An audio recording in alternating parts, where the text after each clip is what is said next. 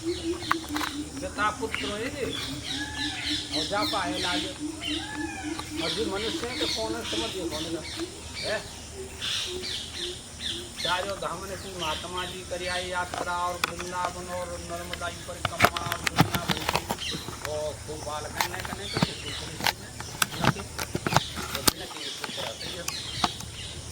भजन करते हैं क्या करी जाओ अपना अपना वो दिन सूर हो गया पको ना करते ही ज़्यादा भी तुम कोई सड़ है तुम गड़बड़ ना करते ही तो तुम कहा सोई में खुद एक दिन बैठो क्यों हुई है देख क्या हर वक्त वो खत्म बादाम कृष्णा और एक बादाम लिया जिन जाएगा सामने डिब्बा में इसकी लगे मिले और देख ले मैं का करूँ फिर ले खा ले तो कहने का भाव ये है कि सत्गुण की प्रधानता से शास्त्र की दृष्टि से सबका अंतःकरण बना है सत्गुण की प्रधानता से जहाँ उत्पत्ति प्रकरण आया कि पंच महाभूतों के सत्गुण की प्रधानता से मन बुद्धि चित्त नहीं बैठे लो कोई बात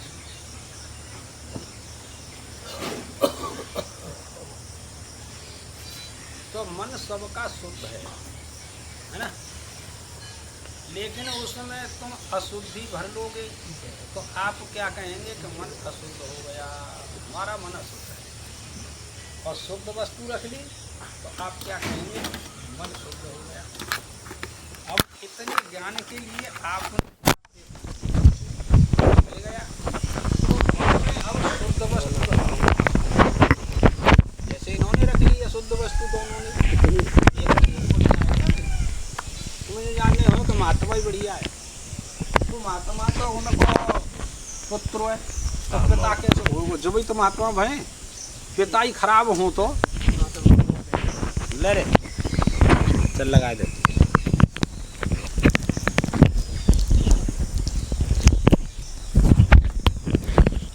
जे खावे गो एकदम माँ मंदिर है, ले ले तू न पकड़ ले ले चल अब तू वहाँ खा ले नीचे बैठे चलो। हाँ शुद्ध होता यज्ञ दान तप जप ध्यान ये सारी व्यवस्था तुम अपने मन में रख लो तो आपका मन कैसा हुआ शुद्ध। तो शुद्ध करने की फिर क्या आवश्यकता हुई है ना। अब जब शुद्ध वस्तु रख ली आपने तो वो इतना निर्मल हो जाएगा कि वो आत्मा को देखने के लिए विशेष रीति से उद्यत होगा, ये तात्पर्य और कोई बात ना होती।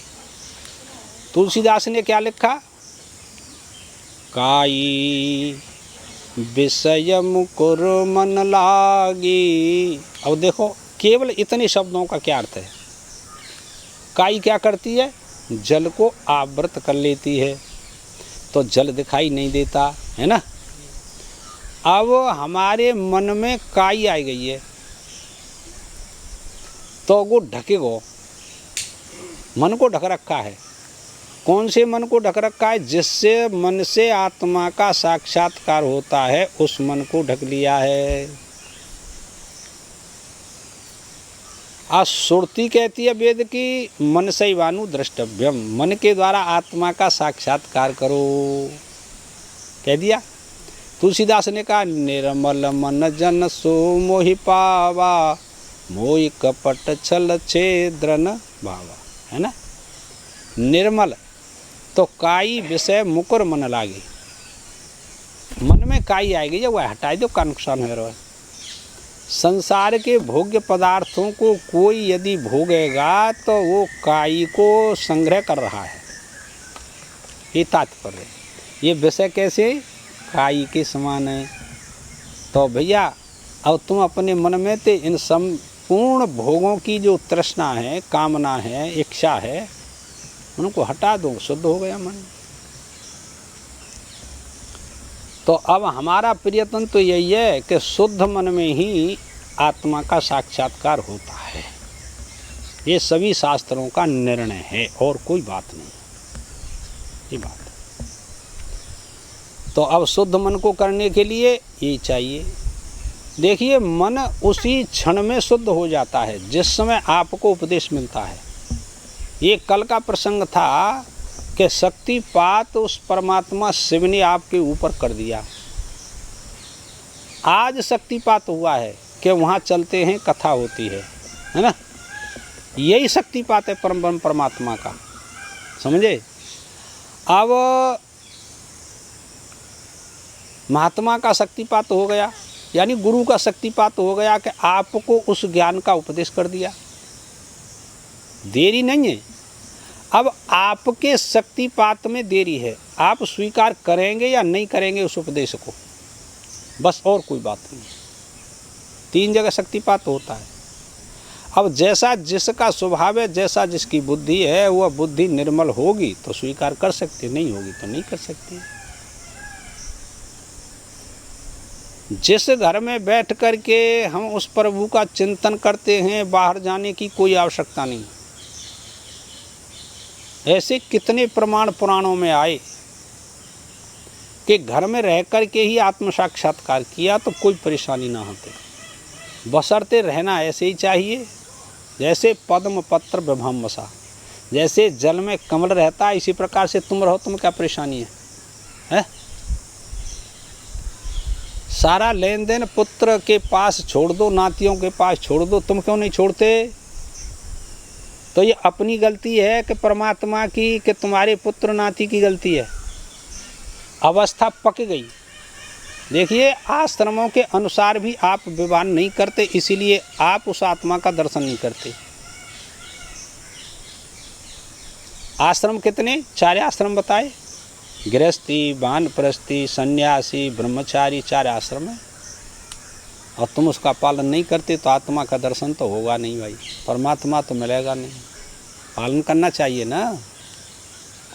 ये बड़ी विडंबना है कि हम अपने अधिकार का प्रयोग भी करना नहीं जानते। और कोई बालकपंथी अधिकार का प्रयोग करना जानता है ना। उन तो बालकपंथी अधिकार को प्रयोग कर लो, बालक है गए, शादी है गई, छोड़ के चले गए, चलो, क्या पाप लग गया इनको? पाप तो नहीं लगा ना, बात कह रहा हूँ मैं, तो कोई परेशानी नहीं।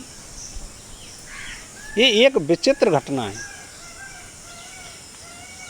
तुम जिस मकान में रहते हो उसी को साथ लेकर के चलते हो, गमनागमन मकान को लेकर के ही आप साथ साथ जाते हैं, मकान को भी साथ ले जाते हैं। समस्या तो यही है सबरी। देखिए, आपने सुना नहीं होगा ऐसा, बबूल तो सभी जानते हैं, उस पर कांटे होते हैं ना, उस पर एक कीड़ा रहता है। ये दृष्टांत नहीं सुने होंगे आपने। वो कीड़ा उस कांटे को तोड़ करके दूसरे कांटे के साथ में उसकी नोक को मुड़का करके, उसकी लार में इतनी शक्ति होती है कि वह कांटा स्वयं मुड़ जाता है। लार लगाई, मुख लगाया, कांटा मुड़ गया। तो इस कदर से वो अपना मकान बनाता है उस बबुल के ऊपर, और उसी में रहता है। जैसे आपने कांटेदार मूसा देखा है, ऐसे समझो, जैसे पर्वती मूसा कहते हैं, उस पर सारे कांटे कांटे होते। वह कीड़ा इसी कदर का अपना मकान बनाता है बाबूजी,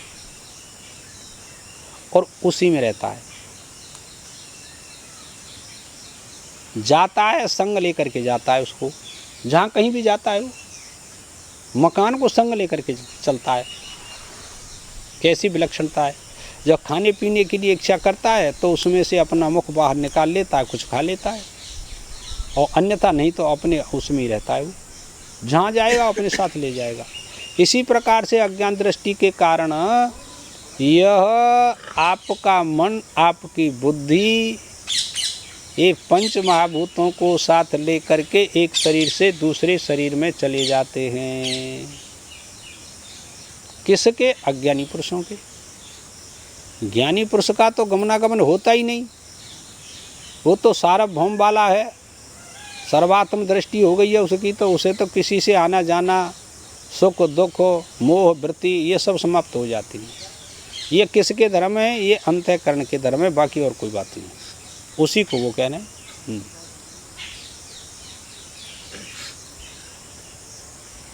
इसी तरह कमर, कोहनी, टखना, पहुँचे आदि की हड्डियाँ ऐसे ही फंसाई हुई हैं। यह शरीर है। यह बात कहाँ से आई? यह मनी राम का ही खेल है। यह जो अलग अलग वस्तुओं को भी मन ने मिलाकर एक कर दिया, यह शरीर मनोमात्र है। अब देखो, विचार दृष्टि चाहिए। इन सब को संयुक्त करने वाला कौन है? उन्होंने तो कह दिया मन है। मन नहीं होगा तो पंच महाभूतों का संयोग हो करके सूक्ष्म तत्व स्थूल में कैसे आएंगे? है ना? अब मन को मान लें हम, तो फिर वो माया शक्ति क्या करेगी? है ना?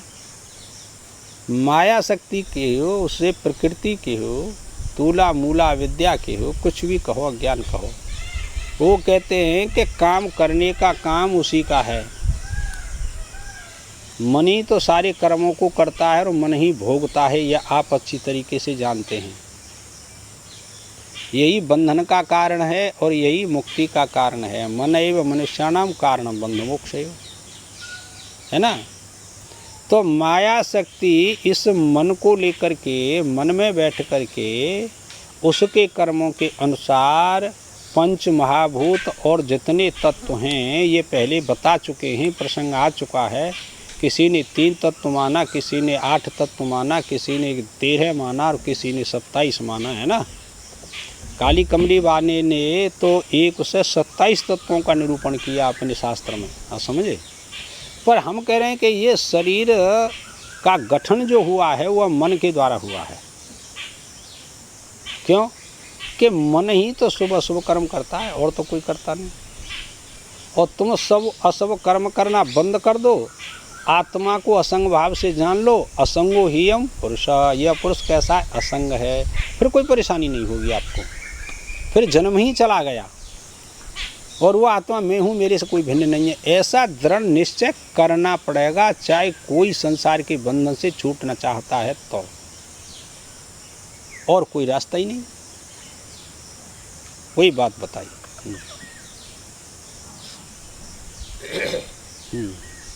जब मन हो तब तो मालूम पड़े कि यह शरीर है, और मन न हो तो किसी को कहाँ पता चलता है कि यह शरीर है। तो मन रहने पर तो शरीर मालूम पड़े और न रहने पर न मालूम पड़े। इसका अर्थ यह हुआ कि मन से जुदा इस शरीर की कोई सत्ता नहीं है। मन न रहे तो इस शरीर की सत्ता समाप्त हो गई, ये दृढ़ निश्चय हुआ है। मना षष्ठान इंद्रियाणि प्रकृति स्थान कसति। मन को आश्रय बना करके इंद्रियां अपने भोगों को भोगती हैं। ये एक अलौकिक घटना है।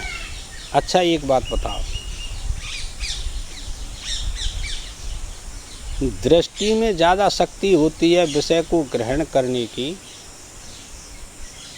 या विषय में शक्ति ज़्यादा अधिक होती है? थोड़ा सा वैसा प्रश्न। दृष्टि में स्वामी मन संकल्प पड़ता है जब विषय को पकड़ता है। विषय में अरे वो दृष्टि देखो, सुनो, मैं देखा हूँ तुम ना है, और गीध है दृष्टि अपार। पढ़िए रामायण। 100 कोस तक वो देख लेता है, लेकिन विषय की दुर्गंधी 100 कोस तक नहीं जा सकती, उसकी सीमित अवस्था होती है। तो विषय में ताकत कम और हमारी दृष्टि में ताकत अधिक, ये ताकत। देखिए, नेत्र हो और प्रकाश हो तो तुम इत्थम्भूत करके सभी पदार्थों को देख सकते हैं। समझना थोड़ा।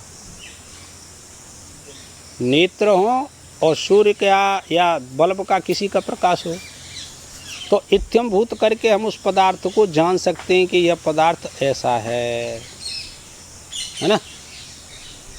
लेकिन हम अपने चेहरे को देखना चाहें, प्रकाश हो, नेत्र भी हों, तो तुम अपने चेहरे को, मुख को देख सकते हैं कि नहीं देख सकते हैं?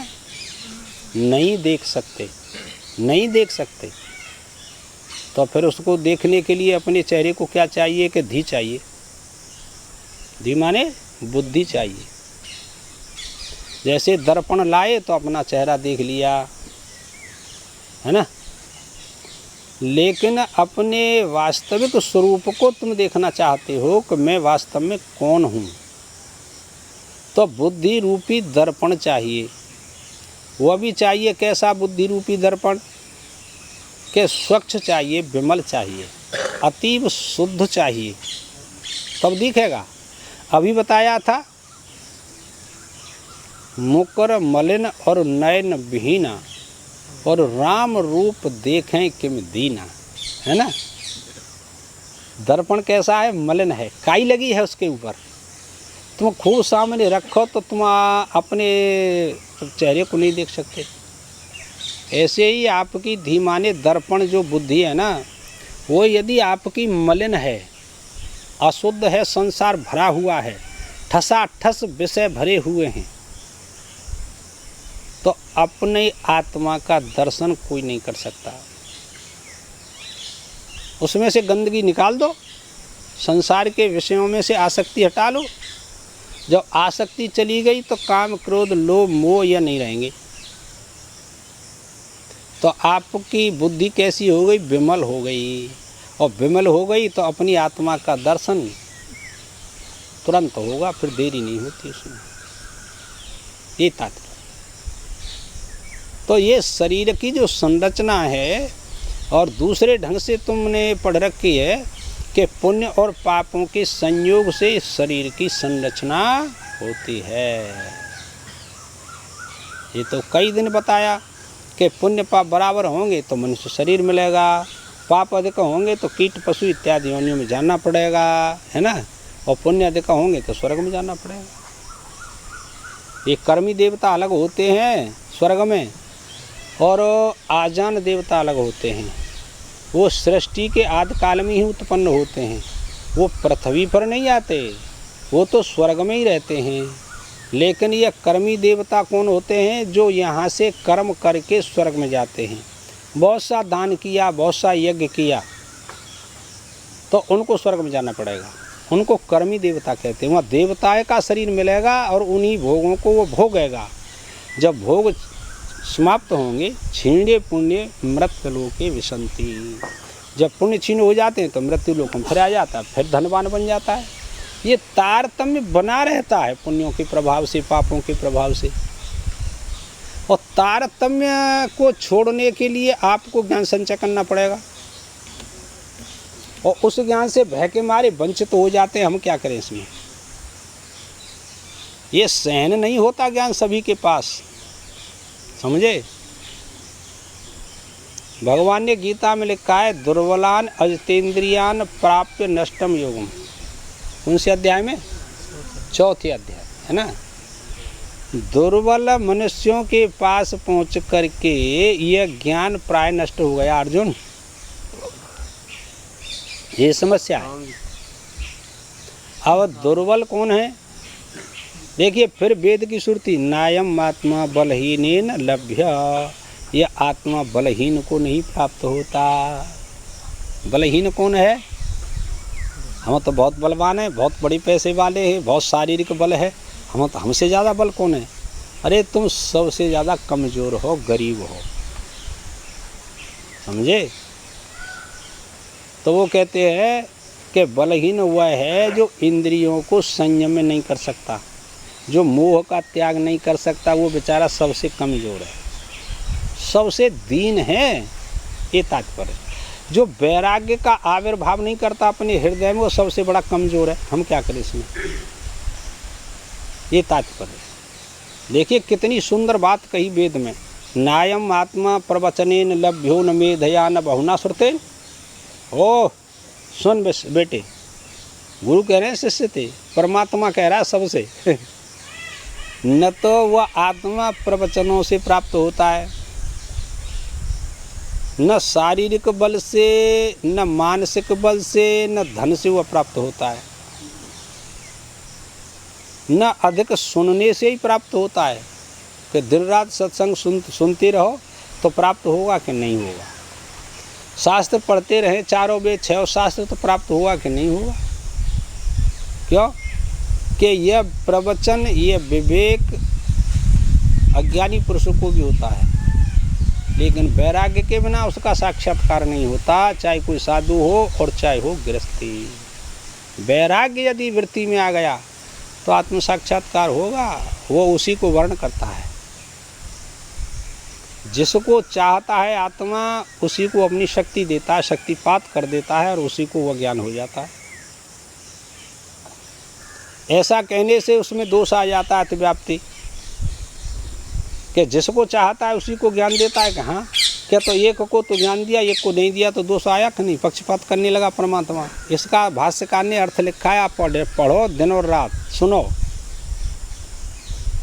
वो कहते हैं परमात्मा का कोई दोष नहीं है। कैसे दोष नहीं है? दर्पण अभी चल रहा था, मिट्टी लगा दी कांच पर तो अपना मुख नहीं दिखाई देगा, और मिट्टी को हटा दिया तो दिखाई देगा। ऐसे ही जिसने निष्काम कर्म करके अपने अंतःकरण को शुद्ध कर लिया है उसको दिखाई देगा, उसके ऊपर कृपा करता है। शुद्ध नहीं किया है उसको दिखाई नहीं देगा। सीधा सीधा सिद्धांत बना दिया। हाँ। मनः कल्पित यह शरीर है और ममाह मित्यं ददियो मनुष्य, माने जिनकी बुद्धि अंधी हो गई है, आँख अंधी हो तो काम चल जाए, लेकिन जिनकी बुद्धि ही अंधी हो गई है उनका काम कैसे चले। अब बता आज कितनी बड़ी समस्या है। यह तो महाराज जैसे कुएं में ही भांग पड़ गई है। यह मैं हूँ, यह मेरा है। ब्रह्म का स्वरूप क्या है? यह मैं हूँ और यह दूसरा है। अब तुम बताओ, यह मेरा है और यह मैं हूँ। आप भी कहते हैं यह शरीर मेरा है। अज्ञानी पुरुष नहीं कहते, अविवेकी पुरुष कहते हैं। और कभी कभी कहते हैं कि यह शरीर मैं हूँ। आ रही समझ बात? अभी नेत्र में कुछ पीड़ा हो तो आप क्या कहेंगे? मेरे नेत्र में पीड़ा है। तो मैं नेत्र बन गया कि नहीं बना? मैं नेत्र बन गया। श्रोत्र में यदि कोई खराबी आए तो मैं तो बहरा हो गया, तो हम श्रोत्र बन गए। उसी को कह रहे हैं। ये बड़ी विलक्षणता है। जब तक ऐसा भाव रहता है विशेष करके कि यह मेरा है और यह तेरा है, तब तक तो आत्मा का दर्शन नहीं होगा। चाहे सोपाधिक का दर्शन करें, चाहे निरुपाधिक का दर्शन करें, किसी का नहीं होगा। याद कर लो, कोई भी हो।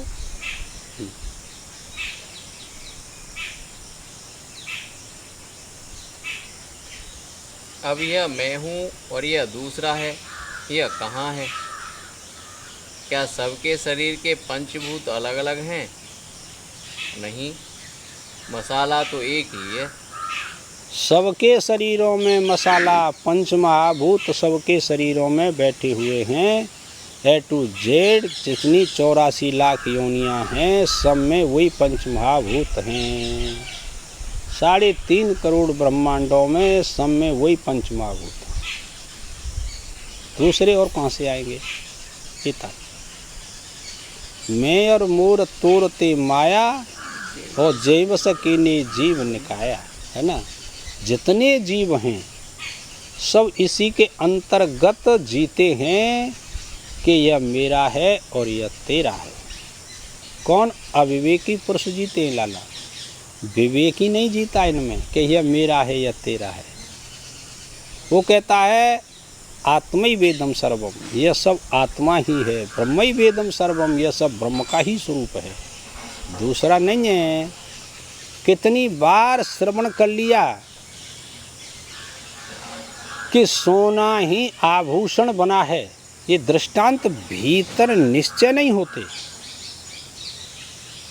और सोने से पूछे कि तू आभूषण क्यों बना, वो कहेगा मैं आभूषण का हूँ, मैं तो सोना ही। कहेगा कि नहीं कहेगा?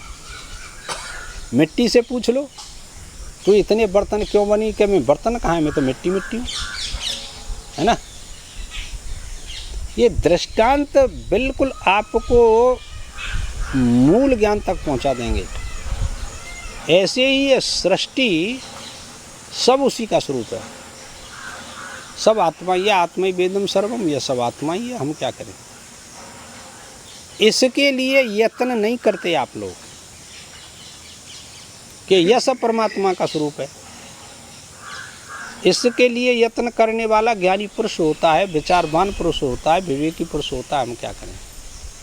यज्ञ, दान, तप, जप, ध्यान और अन्य साधन, यम, नियम, आसन, प्राणायाम, प्रत्याहार, ध्यान, धारणा, समाधि, आप सब कुछ कर सकते हैं, लेकिन इसको स्वीकार क्यों नहीं करते आप लोग कि यह सब परमात्मा ने बनाया, परमात्मा का ही स्वरूप है। जैसे मिट्टी से बने और मिट्टी रूप ही हैं, खांड से बने खिलौने सब खांड रूप ही हैं। ऐसी अनुभूति आप क्यों नहीं करते? ये बड़ी विलक्षणता है कि इसके लिए मन नहीं करता, सब के लिए मन करता है, इसके लिए नहीं करता। इसके लिए जब तक जिज्ञासा उत्पन्न नहीं होगी किसी में, तब तक यह प्रसंग समझ में नहीं आएगा। जिज्ञासा नहीं, छूटने की जिज्ञासा थोड़ी आप लोगों की कि हम संसार के जन्म मरण से रहित हो, में ऐसी इच्छा किसी की नहीं है। ऐसा तो नहीं कह सकते कि किसी की नहीं है, किसी की तो होगी, कहाँ एक आध की होगी, ज़्यादा की नहीं होगी। जब इच्छा है तो फिर आप इस संसार में विषयों में वस्तुओं में आसक्त क्यों होते हैं? कोई वस्तु न मिले तो फिर आपने मांगी और आपको नहीं दिया, आपके पुत्र ने, भाई ने नहीं दी, माता ने नहीं दी, पिता ने नहीं दी, फिर आपको क्रोध आएगा कि नहीं? फिर आप क्या कहेंगे? हमने ही कमाया और हमने ही बड़ा किया, पढ़ाया लिखाया, और हमारी ये बात को नहीं मानता है। क्रोध आएगा कि नहीं आएगा? उसको नहीं आएगा क्रोध जो विचारवान है, उसकी आसक्ति नहीं है उसमें, हम क्या करें। और ऐसा हुआ है और ऐसा ही आपको होना पड़ेगा, चाहे मैं हूँ चाहे तुम हो, ऐसा ही भाव बनाना पड़ेगा। भाव की प्रधानता है, बाकी और कोई लेना देना नहीं। सारे भावों में एक आत्मा ही विद्यमान है और मन इसी में अनुरक्त रहता है, आसक्त रहता है, सारा जीवन चला जाता है, मिला कुछ नहीं। स्त्री पुत्र धन मिला, पूछ लो जिन्हों, इनसे पूछो कुसाधन बारे हैं और कितने दिन आएंगे, अब भोजन नहीं करते, 40 दिन से ऊपर है। अब बोला भोजन नहीं करते, अभी छोड़ दिया। अब जिन्होंने मिले कहा, छोरा आता है, छोरी आते हैं, स्कूल चल लो, खूब मौज आ रही है, पैसा चाहिए तनो, पर जा चीज के काज जन्म भयो का वा के काज अब यत्न करियो है। हम तो जब में खुश हैं कि अब ही छोड़ दो, कुआ में जा तो लाला जो कस बीमारी का करेगी तुम्हारो, बीमारी शरीर में, शरीर तो जाएगा ही, लीवर ही खराब है। ये ले जान दे सबन के लिए, तुम्हारी लीवर खराब होएगी, जिन सबन की बुद्धि खराब होएगी। तुम्हारी तो लीवर, ये कोई लीवर खराब है, सबन की बुद्धि हो, तुम ते ज़्यादा आ सकते हैं जी, समस्या बड़ी भारी है। लीवर खराब होएगा तो रोटी न पचेगी, मिठाई न पचेगी, पानी तो पचेगा, पानी चल लो, पर और क्या चाहिए फिर तुम्हें? नींबू को पानी। तुम हम कह रहे हैं कि तुम शरीर तो हता ना आओ जी, नींबू को पानी पी की जी रहो, चाहे चाह पी की जी रहो, चाहे रोटी खाए की जी रहो, जीनो तो शरीर पर है वो, और जाकी जैसी प्रारब्ध ऐसो आए कि खड़े। अब ही गए तो तुम आएगा, देखो गुधरियो है, ये धरिए ही बादाम खाएगो दो है, और जन कहा खाम तो वही प्रारब्ध है, वो मांगे रहो काऊ है, तुम बताओ, ऑटोमेटिक आए रहो, हम क्या करें जाम। ये बहुत विलक्षणता है। ये सारे ज्ञान आपको इस मनुष्य शरीर में प्राप्त होते हैं, पशु पक्षी में नहीं प्राप्त होते लाला। अब कब करोगे जो, तो भाई तुम्हारी बात है, तुम कब करोगे ऐसा, हम क्या करें इसमें। करना है सो तत्क्षण कर ले, फिर की बात न कहना। और बसे काल के गाल बावरे, पल में करे चवैना। धर्म अर्थ और काम मोक्ष को मुट्ठी बांध पकड़ ले। ऐसे नहीं समझना, ये सामान्य काम नहीं है बाबूजी। पर तुमने अपने मन को संसार के विषयों में इतना अनुरक्त कर दिया है कि उसमें से निकलना ही नहीं चाहता है। श्रेष्ठता को लेकर के है, किसी को रूप की श्रेष्ठता है, किसी को पैसे की श्रेष्ठता है, किसी को बुद्धि की श्रेष्ठता है, किसी को शरीर की श्रेष्ठता है। ये सब त्यागनी पड़ेगी कि नहीं। संसार की जितनी श्रेष्ठताएं हैं वो सबका अभाव करना पड़ेगा। और ऐसा अभाव नहीं, अत्यंत अभाव करना पड़ेगा। हम क्या करें इसमें। उससे प्रार्थना करो कि वह ज्ञान हमको तू कब देगा। साधन काल में तो ऐसा ही करना पड़ेगा, और जब साधन पूर्ण होता है तो फिर किसी की आवश्यकता नहीं रहती। हाँ? पंचभूत बिल्कुल अलग अलग नहीं है, एक ही सब में है। एक हवा में सब लोग सांस लेते हैं, एक धरती पर चलते हैं, एक ही आकाश सब में है, एक ही परमात्मा सब में है।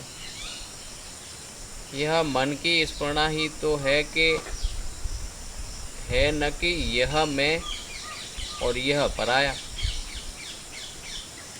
इसी भ्रम के कारण मनुष्य इस दुरंत पार संसार में भटकते रहते हैं। अब इस तरह से हम देखते हैं कि संसार में मन जब यह मान लेता है कि यह दुख है तब दुख होता है, और जब मान लेता है कि सुख है तब सुख होता है। असल में यह सुख है या दुख है ऐसे नहीं होता। कैसे होता है? मैं सुखी हूँ, मैं दुखी हूँ, ऐसे होता है। अच्छा, सुख और दुख इनका कोई स्वरूप है? इनका कोई स्वरूप नहीं है। बस मैं दुखी हूँ, क्या करें। वही मन है और वही शरीर है। समस्या तो यही है सबरी। बिना विचार के आप इनसे अलग नहीं हो सकते। जो वस्तु अभी सुख दे रही थी वह दुख देने लगी।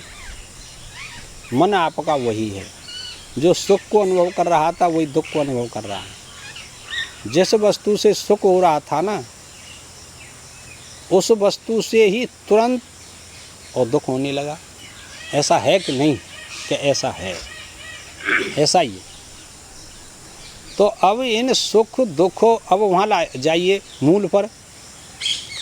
सुख जब हो रहा था किसी विषय से, किसी वस्तु से, तब भी आप अलग थे उससे, सुख से। और जब दुख हुआ तब भी आप अलग थे। तो आप सुख दुख नहीं हैं, है ना। उसको जानने वाला, जानने में आने वाली वस्तु से भिन्न होता है कि नहीं। अरे तुम मेरे को जान रहे हो और मैं तुमको जानना हूँ, तो तुम मेरे से भिन्न हैं कि नहीं। ऐसे ही सुख दुख ये भिन्न होते हैं, और इसका साक्षी दृष्टा वो अलग होता है। यह ज्ञान करने के लिए आपको मनुष्य शरीर प्राप्त हुआ है। अब करो या न करो ये आपकी बातें हैं, कि ये सुख दुख ये सब मेरे में नहीं है, ये बात। और ये संसार के पदार्थ स्थायी सुख देने वाले नहीं है, क्षणिक हैं। सुख मध्य स्थितम दुखम, दुख मध्य स्थितम सुखम। जिसको आप सुख स्वरूप मानते हो, परिणाम में वह दुख ही देने वाली है वस्तु, चाहे कोई वस्तु हो, अंत में दुख देगी वो आपको, ये बात है। सुख की लंबाई बताओ कि कितना लंबा सुख होता है।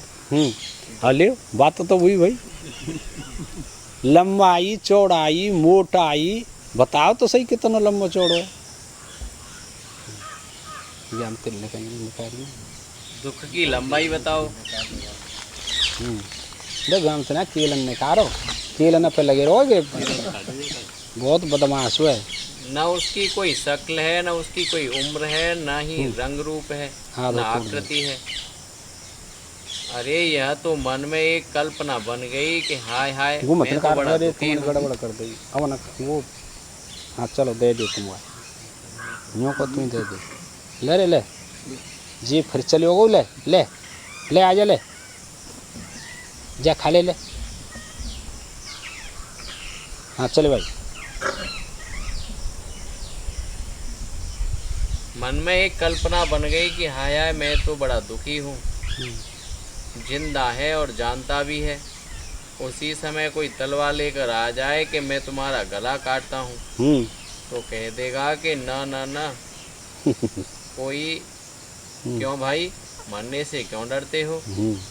क्योंकि जीने में प्रेम भी है, जानते भी हैं, जीने में प्रेम भी है, जिंदा भी हैं, परंतु मन में यह कल्पना कर बैठते हैं कि हाय हाय मैं बड़ा दुखी।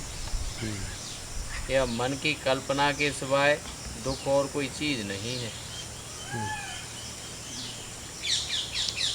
चाहे कोई माने या न माने, सुख दुख मन के धर्म है, भूख प्यास प्राणों के धर्म है और जन्म मरण शरीर के। इसको कहते हैं सटूर में। आत्मा के धर्म किसी शास्त्र में नहीं बताए, समझे। अब ये तो अपने अविवेक की बात है कि उस आत्मा में हम अपने अविवेक से मान लेते हैं और उसको न मानना ही विवेक की प्रधानता है, विचार की प्रधानता है, बाकी और कोई बात नहीं। ये बात आत्मा में ये सब नहीं है। आत्मा तो केवल प्रकाश करने वाला है, बस और कोई बात ही नहीं है। सारे शरीर में प्रकाश उस आत्म तत्व का है, चेतन तत्व का है, शिव तत्व का है, और कोई बात ही नहीं है। हम क्या करें इसमें? उसके प्रकाश से ये सारा शरीर प्रकाशित हो रहा है। जितने शरीर हैं संसार में,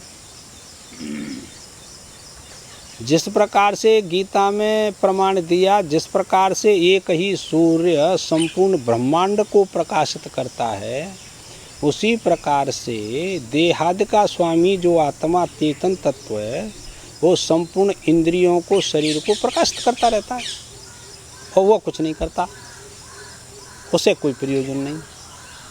ये बात है। महात्मा लोगों को यह युक्ति मालूम होती है कि मैं दुखी हूँ, यह वृत्ति नहीं बनती है। अपने को इस स्वरूप में जानते हैं। आत्मज्ञान के द्वारा अविद्या की निवृत्ति हो गई।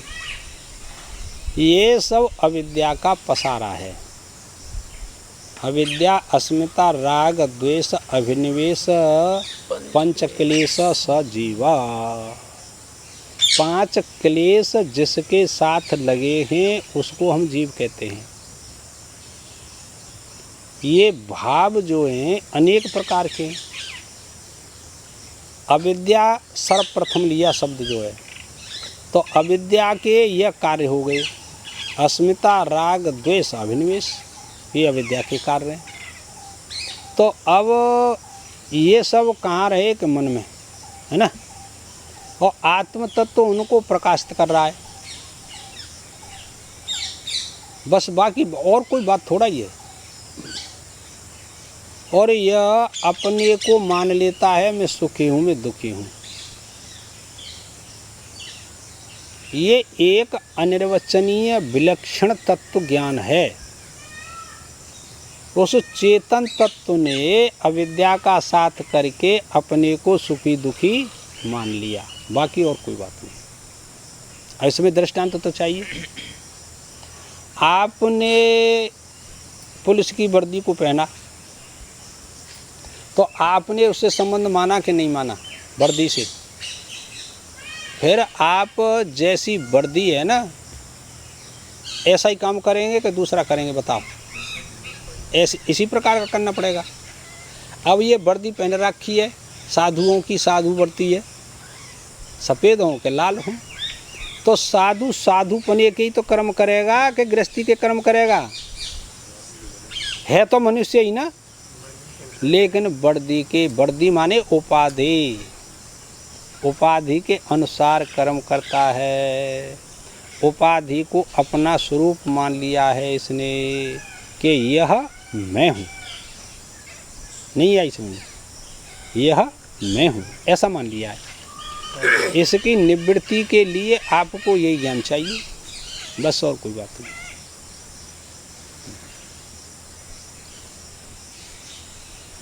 और वे जानते हैं कि मैं दुखी कभी होता ही नहीं। कौन? महात्मा का मतलब होता है कि जो विचारशील पुरुष हैं, जिनको अपनी आत्मा का ज्ञान हुआ है, वही तो महात्मा है। ये बात है। सन्मार्ग वर्तना संत स महात्मा है। सन्मार्ग का जो अनुवर्तन करते हैं ना, सन्मार्ग क्या है? यही सन्मार्ग है, और कोई सन्मार्ग नहीं है। तुम जानो, ज़्यादा यज्ञ करो, दान करो, तीर्थ करो, वो सन्मार्ग थोड़ा ही है। सन्मार्ग यह है कि मैं आत्मा हूँ। बंधन तो इसी से छूटेगा। वो तो सहायक उपाय हैं, यज्ञ दान तप तीर्थ जप, सो भी सहायता है। किसकी? निष्काम भाव से करेंगे तब सहायक हैं, और सकाम भाव से किया तो वो सहायक भी नहीं है, आपको बांधने वाले लाला। हम क्या करें इसमें?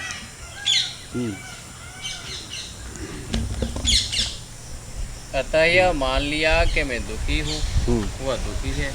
ठीक है बात। जिसने यह मान लिया कि मैं सुखी हूँ, वह सुखी है। सुखी है। धनी भी अपने को दुखी मानकर रोता है, हाँ, गरीब भी अपने को सुखी मानकर सुखी रहता है। ले अगुआयो बात नहीं छोड़ा, मैंने कही का बात है रे छोरा, के बात जे है हमें बताई कि वो ऐसे ऐसे महात्मा है, तू वहाँ जा। हूँ तो 25-26 साल को, बड़ा तंगड़ हो, सुंदर छोरा हो। ऐसा उपाय बताओ, 2 करोड़ रुपया खर्च कर दे पिताजी नो, हमारे काजकारी है वो। तो मैंने कही जुआ खेलता है, शराब पीमता है? ना बिल्कुल नहीं। तुम्हें खर्च कायम कर दे कि ब्याज पे दे देते हैं और फिर कोई लौटा के दे। तो ना हमने जो कही पिताजी अब मत दो करो ब्याज पे, तुम का हुए हमारी मानता ना ऐसा जाकू आयो। अब बताओ मैं वह का उपाय बताऊँ? अब मैं का उपाय बताऊँ? शास्त्र कहता है कि पैसे वाले भी दुखी हैं, रोते हैं दिन और रात, और मांग के लाए रहो चांद दुपट्टा सो मत हुआ तो न सुख हो। क्या करें, ये हालत है। देने वाला सुखी रहता है और बिना देने वाला दुखी रहता है, ऐसा भी देखने में आया है। हाँ, सब तरह के पुरुष हैं या संसार में। मकान वाला दुखी है और बिना मकान वाला सुखी है।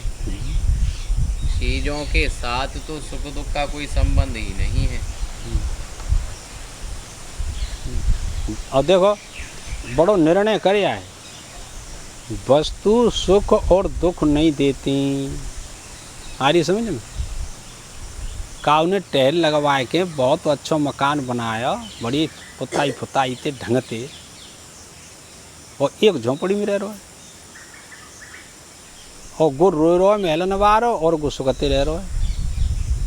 तो न तो महल ने दुख दिया उसको, महल वाले को, और न झोंपड़ी ने सुख दिया जो उसमें रहता है। फिर देने वाला कौन रहा बाबूजी? सुख और दुख दिया किसने? कभी विचारा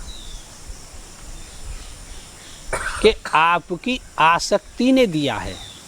मन में जो आसक्ति है ना, वो दुख दे रही है और वही सुख दे रही है। और हम जो करें आसक्ति छोड़ दे, फंदा कटिको, नो टेंशन। ये तो तुम में ही है, तुमने जानी थी कि न जानी? कि जानी, तो वो आसक्ति आपके मन में है, ये बात है। सुख दुख के हेतु 6 मत। अब सुख दुख एक मत कहता है कि सुख दुख ऐसे मिलता है, एक कहता है ऐसे मिलता है, एक कहता है ऐसे मिलता है। 6 बात बताएंगे, 6 मतन को अलग अलग है। अब 6 बातों में जो दुख की कारणता मालूम पड़ती है उनके बारे में विचार करते हैं। जनस्तु हेतुः सुख दुख योस् केचित् आत्मनाश्चे भौम योस्तत् जीवाः क्वचित् संदसत् स्वद्विस्तद्वे दयानं कथयाम कुप्येत। मनुष्य जो है कभी सुख देते हैं और कभी दुख देते हैं। यहाँ मनुष्य के लिए जन शब्द का प्रयोग किया है, जिसका अर्थ है पैदा होने वाली चीज। यदि जन्म वाला मनुष्य दुख देगा तो जन्म वाले मनुष्य को ही तो दुख देगा न, सजातीय पर ही तो उसका प्रभाव पड़ेगा न। शरीर शरीर को दुख देगा। दोनों मिट्टी पानी आग से बने हुए हैं। एक आदमी दूसरे आदमी को तकलीफ दे रहा है तो वह सुख दुख न तो देने वाले का आत्मा दे रहा है और न तो पाने वाले का आत्मा पा रहा है। आत्मा को असंग रख दिया, ठीक है। आई समझ में? जैसे आपने पुत्र बनाया और पुत्र आपको दुख देने लगा तो अपने से अपने को ही दुख भोगना पड़ रहा है कि नहीं? लेकिन भेद दृष्टि में पुत्र अलग है और तुम अलग हो। तो पुत्र ने ही तो आपको दुख दिया, आत्मा ने न किसी को सुख दिया न किसी को दुख दिया। आपको आत्मज्ञान हो गया।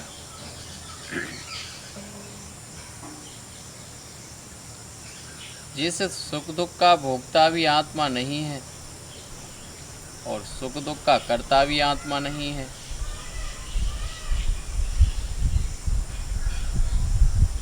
सुख दुख कर्मत्वम आत्मानः न अस्ति और तत् कर्तत्वम च आत्मानः न अस्ति। सुख दुख का कर्म का भी आत्मा नहीं है और सुख दुख का कर्ता भी आत्मा नहीं है। न तो आत्मा ने सुख दुख दिया और ना ही लिया। क्यों?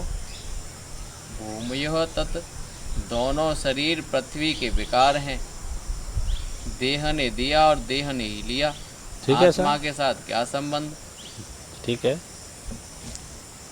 देह से ही देह उत्पन्न होता है, ये सभी विदित है। जो निष्क्रिय है,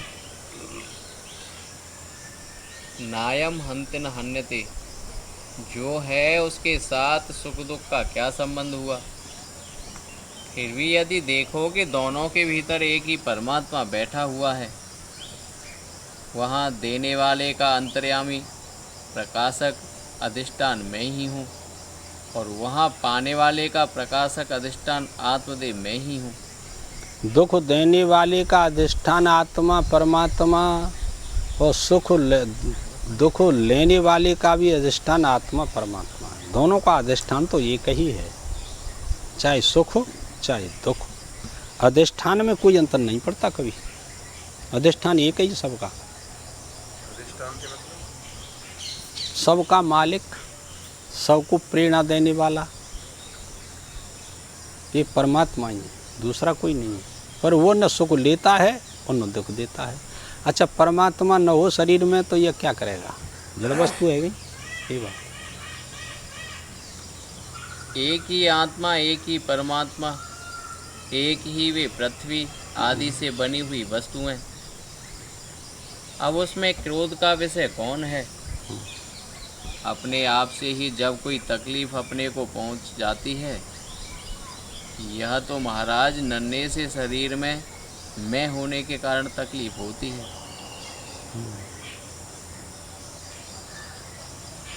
शरीर को हमने अपना स्वरूप मान लिया, मैं शरीर हूँ तो तकलीफ हो गई। और आप कहेंगे कि आप भले ही शरीर से अलग हैगे, हम तो आत्मा है, तो क्या शरीर में दुख नहीं होगा? ये ग्रंथि जड़ चेतन की, दुख होगा, पर तुम उसको अपने में स्वीकार मत करो कि ये मेरे नहीं, ये दृष्टा साक्षी बन करके रहो। ऐसा जब भाव उदित होता है तो पुनर्जन्म नहीं होता, और दुख का भी धीरे धीरे अभाव हो जाता है। बाबू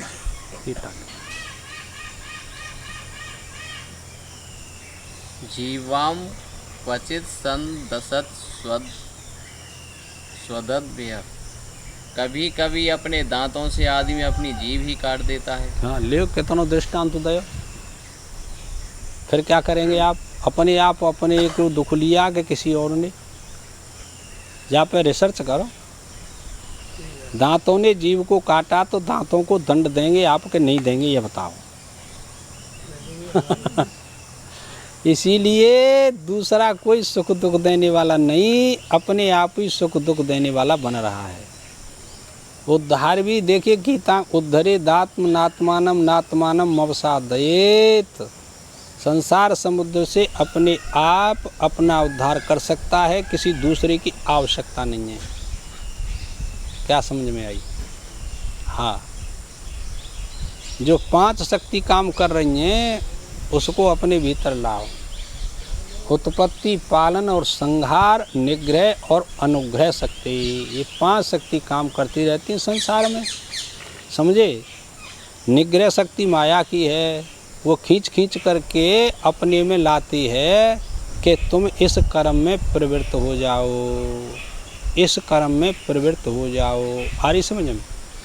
कर्म चाहे सकाम हो चाहे निष्काम हो, वेद विहित हो चाहे अविहित हो, कर्म ये निग्रह शक्ति का काम है, माया शक्ति का काम है। रही अनुग्रह शक्ति, वो परमात्मा की अनुग्रह शक्ति है। परमात्मा की अनुग्रह शक्ति कहती है कि अब तक जन्म व्यतीत हो गए, अब तू इस ज्ञान का संपादन कर अपने में। वो मेरे वास्तविक स्वरूप को जानने की चेष्टा कर। ये परमात्मा की अनुग्रह शक्ति है जो तुम रोज आकर के इसको सुनते हो। ये अनुग्रह शक्ति आप पर कृपा कर रही है परमात्मा की। चाहे हम कह रहे हैं यहाँ बैठ के सुनो, चाहे जोसु हरिद्वार बैठ के सुनो, पहुँच तो जाते तुम्हारे ढेंगा, पर आप में इतनी ताकत ही ना है कि वाकई काज 1 घंटा दें। यूँ कहते हैं बहुत काम बिगड़ जाएंगे। तो इसका मतलब है निग्रह शक्ति के चक्कर में आएगी तुम। आई समझ में? ये तात्पर्य।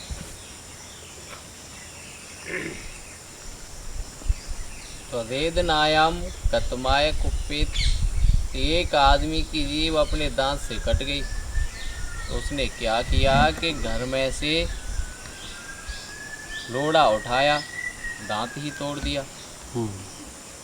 जीभ भी कटी और दांत भी टूटे, दोनों तरह से अपना ही नुकसान हुआ ना। तो जो वस्तु तत्व को जानता है वह इस प्रकार की नासमझी नहीं करता कि जो उसको दुख पहुंचाता है उसको आगे वह भी दुख देता है। एक शरीर को दुख पहुंचा और अब उसने दूसरे शरीर को भी दुख पहुंचाया कि तुमने दुख क्यों दिया। अब क्या होगा बताओ? एक शरीर ने दुख पहुंचाया तो इस परंपरा को यहीं बंद कर दो, आगे मत बढ़ाओ। सूक्ष्म शरीर ने स्थूल को दुख दिया और सूक्ष्म शरीर ने ही फिर उसको बंद कर दिया।